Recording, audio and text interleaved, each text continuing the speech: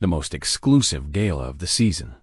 Invitations were gold, doors guarded by the city's elite, and she wasn't supposed to be there. Everyone in the room had expectations, everyone knew the rules, and everyone believed some people simply didn't belong. Monique Davis stood before the massive double doors of the Starlight Ballroom, the heart of the city's elite social world, and felt the weight of centuries of exclusion pressed down on her. Before we dive deeper, I want to know, where are you watching from? Which city? Be sure to hit that subscribe button and give this video a like to support the channel. Monique adjusted the hem of her elegant, understated black gown and took a breath.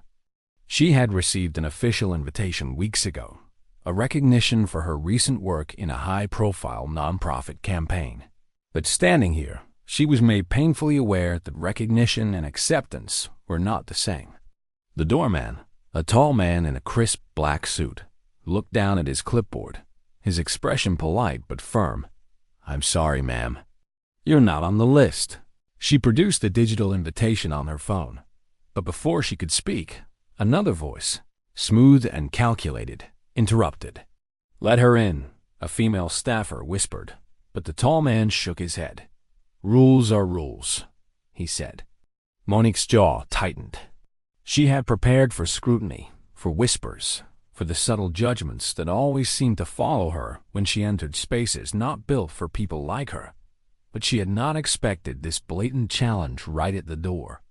Around her, the red carpet stretched into the bright lights, photographers adjusting their flashes, guests in gowns of shimmering silk and tuxedos with immaculate bow ties. The air smelled of expensive perfume, champagne, and polished ambition. She had earned the right to be here, yet she was being stopped, measured, and dismissed. Inside, the gala was alive with music, laughter, and the murmur of the city's social elite. She could hear the low hum of conversation spilling into the foyer as she argued with the doorman. "This is my invitation. I have every right to be here." His hand hovered over his radio as if he was ready to escalate, and for a moment, she wondered if she would be forced to walk away. But something inside her refused to bend.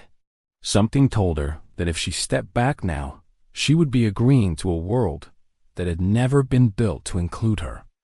She straightened, held her head high, and when she spoke again, her voice was calm, unwavering. "I am here to attend the gala. I am here to represent my work, my company, and myself. I belong here as much as anyone in this room." A small crowd had begun to gather in the foyer, drawn by the tension, curious eyes peeking around corners. She noticed whispers, subtle nudges, and incredulous glances. Some were appraising her courage, others clearly irritated that someone like her would dare challenge the unwritten rules. The staff, unsure how to proceed, looked to each other for guidance. The gala manager arrived, a thin woman in a sleek emerald dress, her face a mask of authority. "Monique Davis," she said, voice even. "There's been some confusion. Can we speak over here?" Monique followed, aware of every step, every glance, every judgmental thought that seemed to weigh the air itself. "This is ridiculous," she said quietly. "I have an invitation." "I have every right to be here." The manager sighed, shifting uncomfortably.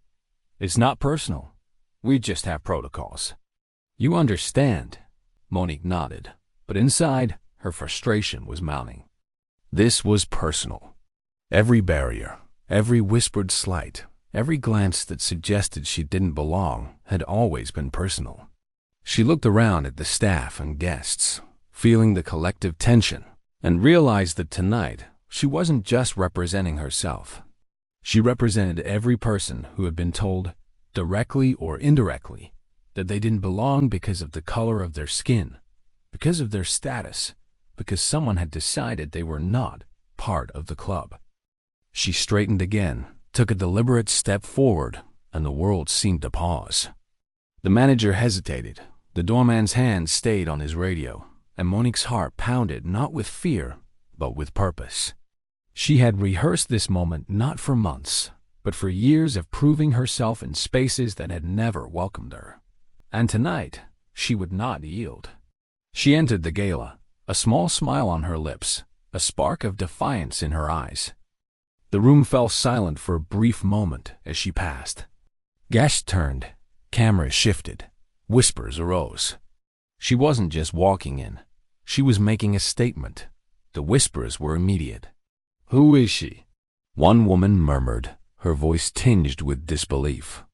"I don't think she's supposed to be here," said another, barely audibly. Photographers adjusted their cameras, trying to capture the moment. Monique moved gracefully, deliberately, drawing attention not through arrogance, but through presence, through the sheer certainty of her right to exist in that room.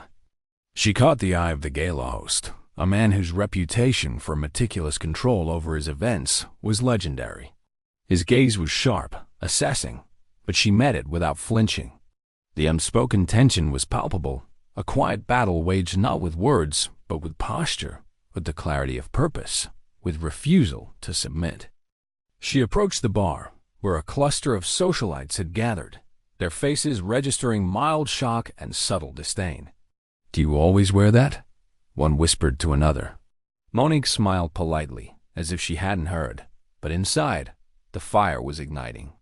Every step she took, every glance she offered, every deliberate choice of movement was a silent challenge, a declaration that she would not be dismissed or minimized.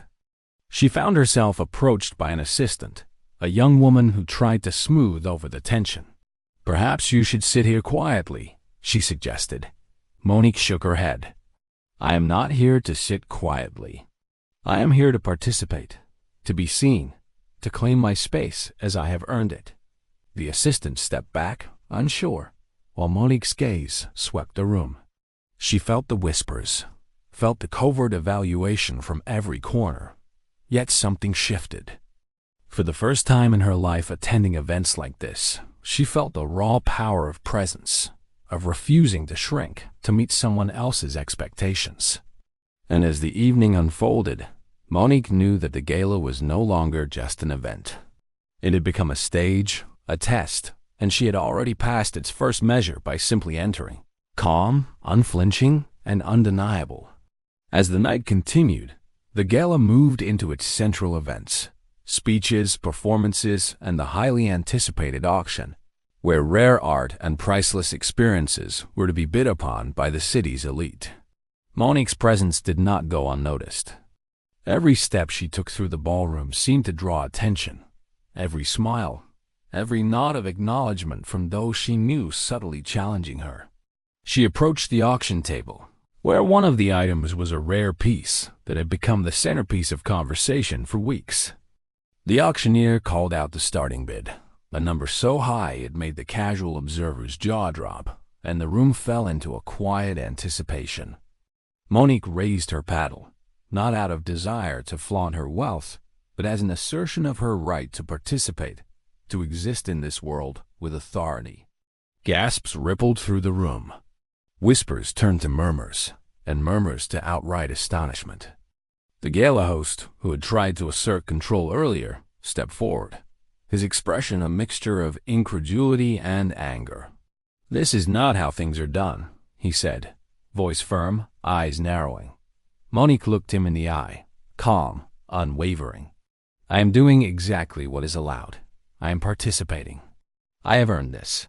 The tension thickened, guests leaning in, watching as power, prestige, and protocol collided with quiet confidence. Security hovered nearby, unsure whether to intervene, their trained instincts wavering in the face of someone who demanded respect without aggression. Monique's presence had transformed from personal triumph into a social statement. Each gesture, each subtle movement, carried weight. She was not just a participant. She had become the story. Phones appeared, capturing the moment, streaming it live in seconds across the globe. Comments, posts, and live reactions began to pour in, transforming what could have been a minor conflict into a viral sensation. The gala host attempted to regain control, signaling aides to intervene, but Monique stood firm. "Step back," she said, voice steady, commanding. Her calm defiance drew more attention than confrontation ever could. Every observer, every guest, every photographer in the room understood that they were witnessing more than a bidding war. They were witnessing a challenge to unspoken social hierarchies, a refusal to accept marginalization disguised as protocol. The auction continued under her command, not because she disrupted the event, but because she had rewritten the narrative simply by existing with dignity and purpose. By the end of the evening, Monique had not only participated in the gala, she had transformed it. The hosts and socialites, who had expected compliance and submission, were forced to acknowledge her presence, her power, and the statement she had made. Overnight, social media erupted. Videos of her entrance, of her quiet defiance, of the way she had refused to shrink, went viral. Headlines celebrated courage and audacity. Some criticized, many praised, but all were talking about Monique Davis, the woman who had entered a world that had tried to exclude her and claimed it with calm authority. Invitations, opportunities, and recognition followed, but more importantly, the narrative had shifted. Where once exclusion had defined the space, inclusion had now been made visible, undeniable, and compelling. In the days that followed, Monique reflected on the night, the crowd, the subtle and not so subtle judgments, and she understood the truth.